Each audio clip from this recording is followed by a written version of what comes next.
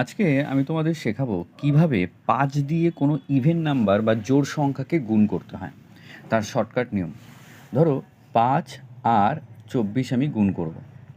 তো 5 আর 24 যখন গুণ করব তখন আমি কি করব, তখন এই 24 যে নাম্বারটা আছে তার অর্ধেক করে দেবো। তাহলে 24-এর অর্ধেক কত হয় তোমরা জানো? 12 হয়। আর তার পাশে একটা শূন্য বসিয়ে দেবো। সো 5 আর 24 গুণ করলে কত হয়? 120।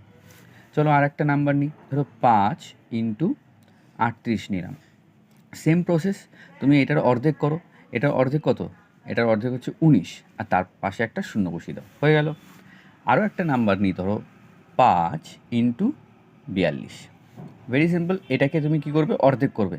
তাহলে 42-এর অর্ধেক করলে কত হয়? 42, 21 দুগুণী 42, তাহলে 21 হচ্ছে অর্ধেক, লাস্টে একটা শূন্য বসিয়ে দাও। ওকে, ক্লিয়ার? আরও একটা নাম্বার নিই, ধরো 5 ইন্টু 106। তাহলে এই 106-এর অর্ধেক কত? 53, 53। তো 53 বসাও আর পাশে একটা শূন্য বসিয়ে দাও।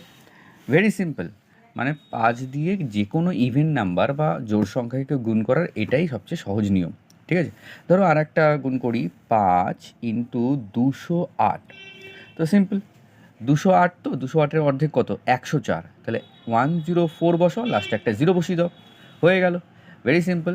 আচ্ছা, একটা অঙ্ক তোমাদের আমি হোমওয়ার্ক দিচ্ছি, সবাই এই কাজটা করবে, অর্থাৎ এই অঙ্কটা করবে এবং আমাকে কমেন্ট করে জানাবে। ধরো আমি দিচ্ছি তোমাদের যে হোমওয়ার্কটা, সেই হোমওয়ার্কটা হচ্ছে 5 ইন্টু 412।